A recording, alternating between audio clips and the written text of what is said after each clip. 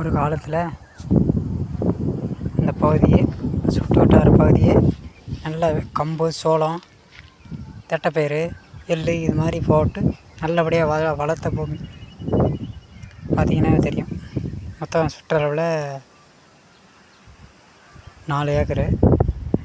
எல்லாமே நல்ல விதமாக வளர்ச்சியாக பிறந்த பகுதி. தூரத்தில் எங்கள் பெரியம்மா ஆடு மேய்க்குது. வயசானாலும் தன்னோட சுய உழைப்பில் சந்தோஷம் இருக்குதுன்னு தெரியாது, ஆனால் நிம்மதி இருக்கும்.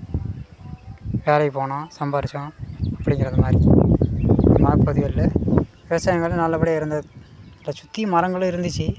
நான் என்ன பண்ணுறது, குடும்ப கஷ்டம், வேறு விதமான நிம்மதி இல்லாதனால எல்லா மரத்தையும் வெட்டியாச்சு. இருக்கிறது 1-2 மரம் தான் இருக்குது. இது வேப்ப மரம். வேப்ப மரத்து இலையால் குழுன்னு நின்றுக்கிட்டு தான் நம்ம வீடியோ போடுறோம். என்ன பண்ணுறது, விவசாயமாக செழித்து வளர்ந்த பூமி. இந்த வருஷம் ஒழுங்கான முறையில் மழை பெய்யல. இன்னும் ஒரு 3-4 மாதம் இருக்குது. இப்போ வைகாசி மாதம் முடிய போகுது. ஆனி, ஆடி, ஆவணி, புரட்டாசிக்கு மேலே ஒழுங்காக பெய்யும். இந்த வருஷம் கண்டிப்பாக வெள்ளம் வச்சா நல்லபடியாக விவசாயம் போது கண்டிப்பாக